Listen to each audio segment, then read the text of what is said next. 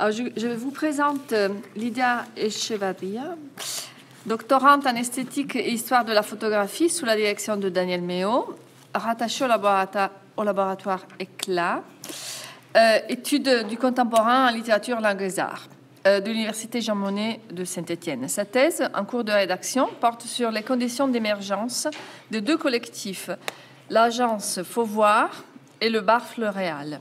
L'objectif de sa recherche est de retracer l'histoire et les partis pris esthétiques de ce groupe pour interroger un renouveau du modèle photographique et culturel en France à partir des années 1980. Et je lui laisse la parole en annonçant son titre « Émulation autour du livre photographique en France à partir des années 1980 ». Merci. Merci beaucoup. Est-ce que ça fonctionne ? J'appuie sur le bouton. Voilà, là ça fonctionne. C'est bon pour la distance ? Parfait. Donc merci beaucoup. Je tiens vraiment tout d'abord à remercier les organisatrices, Daniel Méo, Julie Noireau et les organisateurs de ce colloque de me permettre de présenter ce travail sur mes recherches dans le cadre du doctorat. Donc aujourd'hui, j'aimerais vous parler de l'essor de l'édition photographique en France, qui semble survenir à partir des années 1980 avec l'apparition de maisons indépendantes telles que Créafis, Filigrane ou encore Marval, qui existent depuis 1969, mais qui se spécialisent au tournant des années 1980 en photographie. Au même moment se forment des collectifs de photographes, l'agence Fauvoir en 82, le bar Fleuréal en 85, eux-mêmes producteurs et diffuseurs de livres. Dans cette communication, il s'agit de montrer comment plusieurs types de livres photographiques coexistent, en présentant des ouvrages des collectifs issus de l'autoproduction et d'autres provenant de maisons d'édition spécialisées. Quels objets livres sont imaginés si l'on considère que leur conception est a priori de nature différente ? À travers l'analyse de 4 réalisations majeures pour l'histoire de ces collectifs, nous déterminerons les usages de la photographie qu'ils en font et le rôle de l'édition qui lui confère. Nous mettrons alors en regard l'histoire de Fauvoir et du bar Fleuréal avec le parcours de maisons d'édition françaises. Donc, dans un premier temps, il paraît important de donner quelques repères généalogiques en ce qui concerne l'état des collectifs en France. Je vais la souris. Je vais faire avec voilà. Donc voici un schéma synthétique qui permet d'appréhender les échanges entre les différents groupes. Depuis 1976, Alex Jordan, à l'intersection de plusieurs cercles dans ce schéma, graphiste allemand, fait partie du collectif Grappus, actif de 1970 à 1990 et qui œuvre entre communication sociale, agite-propre pour le Parti communiste français et plus tard lutte pour un graphisme d'utilité publique. Alex Jordan est aussi photographe. En 1985, accompagné de Noah Caro et d'Alex Jordan, tous deux photographes, ils fondent le bar Fleuréal. Dans le sillage de Grappus, ils conçoivent des projets à caractère politique et social. Or, une autre association, l'agence Fauvoir, s'est déjà constituée en 1982 autour de Jean-Michel Montfort, développeur culturel, Marc Pateau, photographe, et Martine Vance, sociologue écrivaine. Son organisation est plus proche du modèle coopératif du collectif que de celui de l'agence. En effet, Fauvoir travaille à promouvoir une communication sociale en organisant des actions artistiques et culturelles dans le cadre du développement social des quartiers, le DSQ, envisagé comme une des premières expérimentations de la politique de la ville. Fauvoir et le bar Fleuréal se connaissent, notamment par l'intermédiaire de Grappus. Les graphistes ont installé leur atelier à Aubervilliers, dans le quartier de la Maladrerie. Ce quartier est pensé par l'architecte René Gailloustet et construit entre 1970 et 1988. Il abrite des dizaines de logements ateliers d'artistes, dont celui de Marc Pateau. J'en profite ici pour mentionner que de 1983 à 1988, Marc Pateau a auto-édité 14 livres d'artistes, sorte de fanzine sous le nom des éditions de la Maladrerie, et que ce corpus, encore mal identifié dans son œuvre, semble tenir une place importante dans l'histoire de l'auto-édition et du livre d'artiste, en parallèle de son implication dans Fauvoir. Quant à l'agence, elle fait appel à d'anciens membres de Grappus pour signer la conception graphique de ses productions éditoriales. Fauvoir a notamment sollicité l'atelier de création visuelle Tout pour plaire de Marc Dumas ou encore l'atelier François Fabrizi. À partir des années 90, c'est le groupe Nous Travaillons Ensemble, NTE, fondé par Alex Jordan suite à la séparation de Grappus, qui s'impose comme les graphistes privilégiés de Fauvoir. En ce qui concerne le bar floral, l'existence du collectif se justifie dans cette réunification entre graphisme et photographie voulue par Alex Jordan. Sa présence implique un travail collaboratif entre le bar floral et Grappus jusqu'en 90, puis jusqu'en 2015, année de la disparition du collectif de photographes, avec NTE. Ces échanges permettent à la quasi-totalité des projets du bar floral de se concrétiser par une exposition et une édition. Cette fusion entre photographie et graphisme mobilise donc un savoir-faire pour maqueter et produire des livres photos. Pourtant, la difficulté économique d'imprimer sur papier est soulevée par Alex Jordan, qui raconte, avec son franc-parler, je le cite, qu'Yves-Marie Marchand leur faisait un prix d'amis XXL. L'action d'Yves-Marie Marchand, fils du fondateur des imprimeries Marchand et cofondateur de la maison d'édition Marval, est essentielle dans la chaîne du livre pour les productions des graphistes et celles des photographes. En 1982, l'album Zup, l'album de famille, projet emblématique de Grappus, est publié chez Marval et imprimé sur les presses Marchand. Les images produites de cette zone urbaine prioritaire servent une critique poétique et politique du quotidien. Ce travail sur la représentation des classes populaires s'est imposé comme un modèle pour les projets menés par Fauvoir et le bar floréal.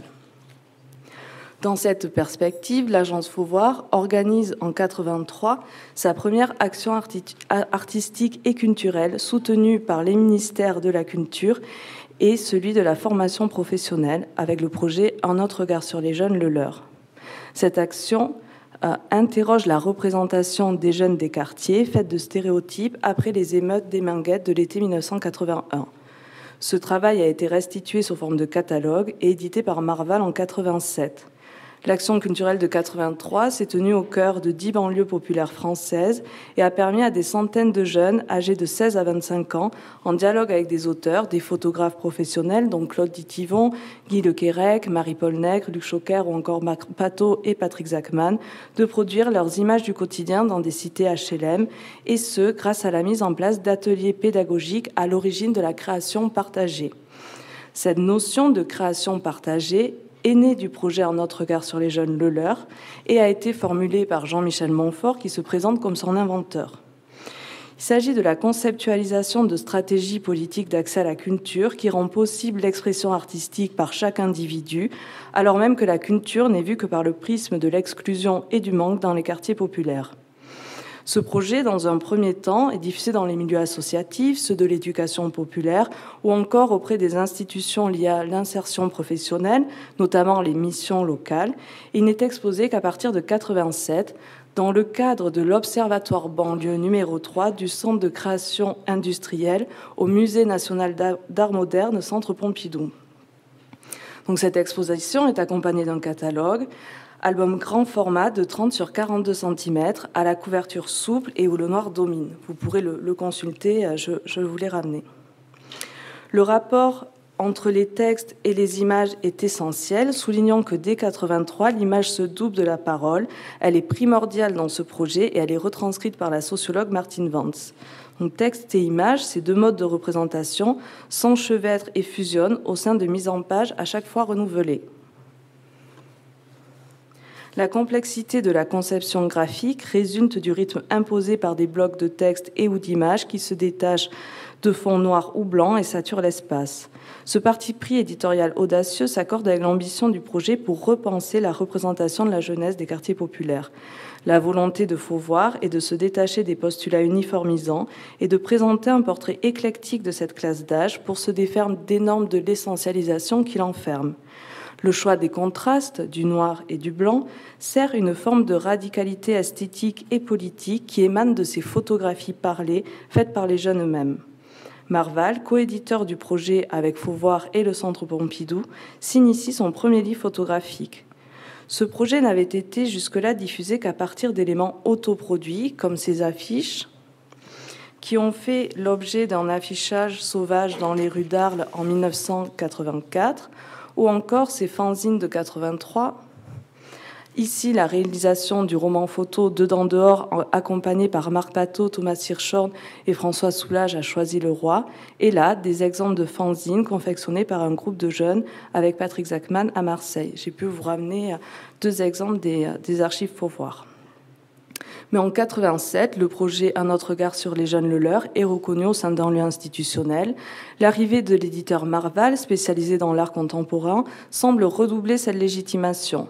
Le livre devient un objet de distinction. Le choix d'un papier glacé et d'un prix de vente relativement élevé de 90 francs en fait un livre 2 et pour la culture dominante après avoir adopté les codes et les modes de diffusion de la contre-culture. Un autre regard sur les jeunes le leur, avec son format album, apparaît comme une production singulière. Peut-être est-elle inspirée de l'autoproduction de 86, lorsque Fauvoir réalise un album géant de 40 sur 60 cm non commercialisé dans le cadre de la commande Bon baiser d'Orgeval. Le catalogue est réalisé avec l'aide du bar Floréal. La conception graphique est assurée par Catherine Rocher, peintre et compagne d'André Lejar. L'objectif est de revaloriser ce quartier d'habitat social situé au nord de Reims, au sens propre puisqu'une opération de réhabilitation est en cours, comme au sens figuré car il s'agit de repenser son image dévalorisée auprès des Rémois.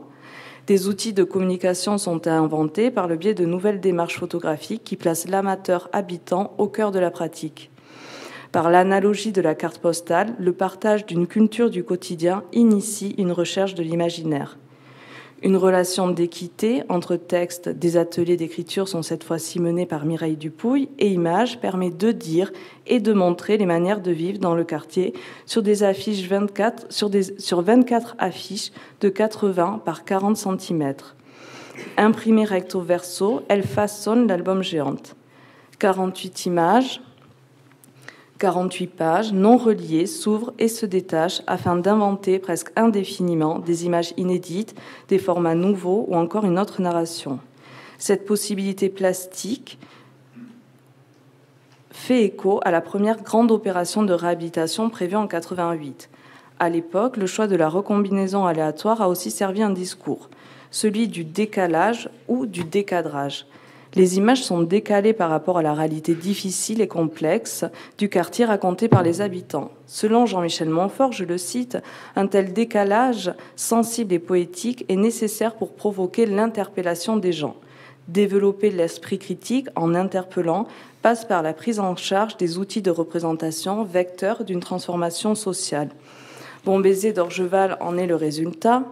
Tiré à 800 exemplaires, il est remis aux habitants participants avant d'être diffusé dans les écoles de la ville, les associations et offert à 120 municipalités.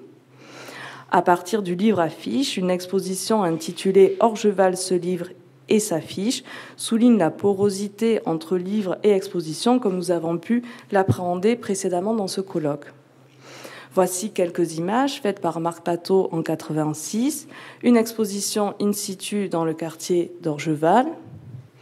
On retrouve au milieu Jean-Michel Montfort avec sa salopette et Marc Pateau qui ferment le groupe. L'exposition est aussi déplacée sur des panneaux d'affichage à la gare, mais aussi devant la cathédrale de Reims ou encore sur les places publiques de la ville. L'agence Fauvoir disparaît au tournant des années 2000 et un changement de paradigme dans le cadre des actions culturelles menées dans les quartiers s'observe. Un glissement s'opère de la volonté de faire participer les habitants à la pratique artistique vers la nécessité de mobiliser la création pour préserver la mémoire des habitants. C'est dans cette voie que le projet du bar Floréal La Courneuve rue Renoir avant démolition s'élabore au cœur de la cité des 4000. Cette banlieue parisienne, construite au début des années 60, est devenue le symbole du mal des banlieues. La destruction de la barre Renoir est prévue en 2000, mais dès 1996, un projet est anticipé pour penser une action autour de la conservation de la mémoire des habitants. À mi-chemin entre commande et carte blanche, le bar floral est sollicité par le Centre culturel de la Courneuve. Olivier Pasquier et André Lejar s'investissent dans ce récit à construire sur la barre Renoir, accompagnés par l'écrivaine Fabienne Thierry. Un livre est tiré à 1000 exemplaires environ. Il est auto-édité par le bar Floréal. La conception graphique est assurée par NTE, nous travaillons ensemble, et la photographie par l'imprimerie Escourbiac, qui en font une production de qualité. De format rectangulaire, 20 par 27 cm, assez volumineux et compact, avec sa couverture rigide en carton gris, il rappelle le bloc de béton, sorte de synecdoque visuel de la barre. Pour établir une relation de confiance avec les habitants, les photographes leur proposent d'ouvrir leurs albums photos et d'en reproduire certaines pages. Dans un travail de prise de vue en binôme, la couleur historiquement associée à la photographie amateur est utilisée pour réaliser des portraits de groupe sur le modèle des photographies de famille. En parallèle, chaque photographe réalise un reportage noir et blanc, rythmé par les décadrages, le flou, les contrastes, reportage qui vient bousculer la narration. Des photographies couleurs au format panoramique structure le récit et révèle le délitement matériel de la cité. Enfin, un corpus de textes, Mémoire de Renoir, rassemblé en fin d'ouvrage, se compose de 5 chapitres dont les titres sont inscrits sur des reproductions de tapisseries. Ces éléments du décor populaire sont devenus des supports nostalgiques, transmutés par le blanc et noir et mués en signes plastiques et graphiques. Le recueil de textes fait de souvenirs et dissocié des images clôt le récit photographique. Ultime trace, le livre tente de pallier l'oubli de ce logement social et le collectif organise le 6 juin 2000, soit 2 jours avant l'implosion, une soirée au centre culturel situé au pied de la barre Renoir et distribue le livre aux habitants avant de le commercialiser en librairie et dans la galerie du bar Floréal. Ce moment d'échange ou du point de vue anthropologique de contre-don, pour reprendre la terminologie de Marcel Mauss, est essentiel selon le chercheur Éric Pedon. Selon lui, le concept éditorial du bar Floréal, je le cite, est de produire un livre comme un petit objet mémoriel et documentaire, une trace de l'événement. Mais selon lui, cette démarche sociale et utilitaire, cette action sur le terrain, limiterait dans le même temps la portée artistique du collectif dans la sphère culturelle et institutionnelle. Pourtant, en 2005, le travail du bar Floréal est présenté à la Maison européenne de la photographie pour ses 20 ans d'activité. À cette occasion, un catalogue est édité chez Créafis, vous le retrouverez aujourd'hui à ce colloque, maison d'édition forgée en 82 qui interroge les liens entre sciences sociales et photographie. Il s'agit de l'unique monographie sur l'histoire du groupe diffusée au tournant des années 2000. Mentionnant qu'une autre exposition collective importante est présentée en 2016 au pavillon Carré de Baudouin. Elle est organisée à la suite de la dissolution du groupe en 2015, mais aucun catalogue n'a été édité. Les travaux des 4 dernières photographes qui ont intégré le groupe en 2010, Lucille Chambardelot, Mara Manzanti, Nathalie Moadjer et Laetitia Tura, n'ont donc pas fait l'objet d'une monographie.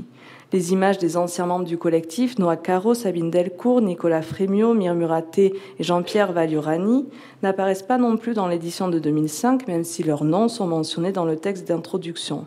Car seules les images des 12 photographes qui constituent le groupe à cette époque sont ici reproduites. Je ne vais pas citer tous les noms, mais vous pourrez les découvrir dans le catalogue. Donc, l'édition de 2005 est un petit livre rouge, épais, de format presque carré. Il mesure 16 sur 19 cm. Les codes classiques de l'édition sont respectés, avec la présence d'une préface composée d'un extrait d'entretien de Jean-Luc Nancy et une introduction de l'historienne et présidente du collectif, Françoise de Noyelles. Puis, une double page de texte sur fond rouge annonce le plus important chapitre du livre, intitulé « Tout un monde », éclairé par une citation de Guy Debord. Les images classées par aire géographique se succèdent. À ces lieux représentés s'ajoutent 3 autres sections, le travail, la vue en ville et les vacances. Enfin, un autre chapitre intitulé « Apparence » est composé d'un corpus énigmatique où chaque image révèle ses effets illusoires et polysémiques. Éric Pedon analyse que ce projet éditorial est à lire sous un angle politique et philosophique en raison des mises en relation avec les philosophes Jean-Luc Nancy et Guy Debord et à travers les arguments avancés par Françoise de Noyelles. Elle note que l'originalité du groupe résulte de la forte empathie pour les mouvements sociaux ouvriers. En effet, l'histoire du bar Floréal débute lorsqu'André Lejarre et Alex Jordan se rencontrent en Lorraine au moment des luttes des sidérurgistes de 1979 et pour lesquelles ils réalisent des reportages. À cette époque, un portfolio signé Grappus est produit à partir de ces images pour l'union locale de la CGT de Longwy. L'approche militante du champ social se traduit donc par le choix de représenter, mais aussi de faire participer les classes populaires. Dans ce sens, l'historienne remarque, je la cite, « La photographie, au-delà du document, fonctionne comme une prise de parole à entrées multiples. Plus que de prendre des photographies, il est urgent de les restituer dans un dialogue, un échange avec ceux qui ont participé à la démarche du photographe. » Pierre Gaudin, qui est ici avec nous, éditeur de Créafis, analyse rétrospectivement cette histoire. Lors d'un entretien, il me confie que les photographes, je le cite, ont moins développé une politique d'auteur qu'une politique de réponse à la question sociale qui leur était posée. Ils se sont parfois, un peu modestement d'ailleurs, cachés derrière l'urgence ou la réalité sociale de ceux qu'ils exploraient. Pourtant, la proposition éditoriale des 20 ans du bar floral semble déjouer l'angle strictement politique et social si on analyse ce que l'ordonnancement, le séquençage des images, peut porter comme discours esthétique. La démultiplication des sections qui composent le chapitre Tout un monde contraste avec le volet apparence bien plus bref. Cet agencement alambiqué brouille l'aspect pragmatique et programmatique des projets de commande auxquels le groupe est historiquement rattaché. Les images ne répondent plus à la cohérence d'une action culturelle qui se comprend dans sa sérialité. Certaines images sont alors extraites d'un projet de commande pour leur qualité plastique et s'enchaînent pour servir un propos esthétique. Peut-être qu'on pourrait partager le petit livre rouge. Merci. Oui, je vais... Je le fais passer ? Oui, on peut le faire passer.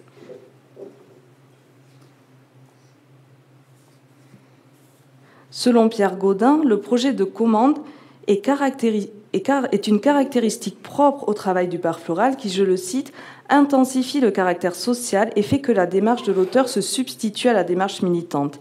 Mais ici, les causes sociales semblent s'être dissipées dans cette édition qui privilégie la dimension auctoriale par l'éclatement des séries. Le choix d'un editing d'images isolées dans une suite aléatoire et anachronique met en avant la portée esthétique de la démarche photographique. Les vues se lisent comme un flux, ce qui crée une disjonction entre matière sociale et éléments d'ordre exclusivement visuel et plastique. Initialement, le livre devait se lire comme le pendant de l'exposition à la MEP. Cette dernière mettait surtout en avant la dimension militante du groupe dans une présentation par projet collectif. Cette édition peut alors se concevoir comme une contre-proposition à l'exposition, voire une contre-histoire qui éclaire le renouveau du bar floréal au tournant des années 2000. En effet, des singularités redessinent le collectif qui entre dans une phase de métamorphose. L'arrivée de nouveaux photographes comme Jean-Christophe Bardot, Sophie Carlier, Éric Facon ou encore Nicolas Quinette, sensibles à l'écriture et à la forme photographique au-delà de l'engagement militant, transforment peu à peu le groupe. Pierre Gaudin explique que pour ses 20 ans, le bar floral fait face à une importante crise interne qui touche à l'identité du groupe. Ce dernier est divisé entre le souhait d'une ouverture vers l'écriture d'auteur et le choix de préserver un idéal politique et social des premiers temps de sa formation. L'héritage communiste lié à Grappus du bar floral dans les années 2000 devient source de discorde.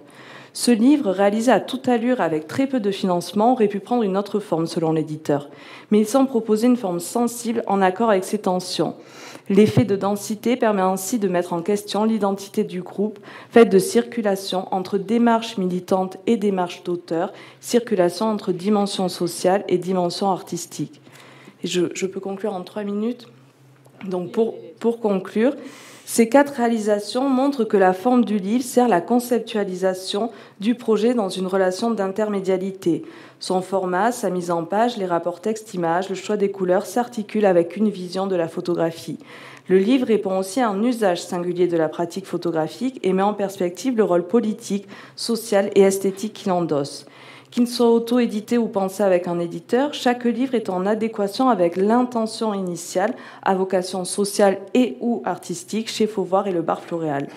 Or, le processus d'auto-édition prolonge la démarche photographique dans l'échange entre dons de la part des photographies qui donnent leur image et contre-dons de la part des collectifs qui restituent les images dans des livres.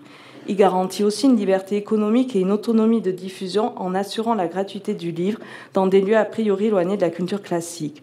Ainsi, en 1997, le bar floral se structure en maison d'édition pour des raisons économiques, mais aussi pour accéder à la liberté d'imaginer des livres sur des sujets qui n'auraient que très difficilement convaincu un éditeur classique, selon le photographe Olivier Pasquier. La dizaine de productions de Fauvoir auto-éditées va dans ce sens. Quant au bar Floréal, seuls 22 projets sont auto-édités avec l'aide de Grappus, puis NTE, sur une centaine de livres photographiques qui fait état de leur activité de commande et de projets d'auteurs. Certaines réalisations au sein de maisons généralistes non spécialisées en photographie n'ont pas toujours répondu à leurs exigences plastiques. Mais en parallèle, ils ont su développer des relations avec des maisons indépendantes comme Créafis, Transphotographique Presse ou encore les éditions Gang pour soutenir, prolonger et augmenter leurs projets artistiques et culturels. Les collectifs paraissent donc s'inscrire dans l'histoire de l'édition photographique contemporaine, comme l'atteste la relation sur près de 20 ans et les liens privilégiés transformés en amitié entre le bar Floréal et Créafis, éditeur qui s'est engagé à promouvoir les démarches d'auteurs au sein du groupe, comme le prouve cette liste de publications non exhaustive, et qui continue avec certains photographes de travailler, certains photographes de l'ancien bar Floréal. Je vous remercie pour votre attention.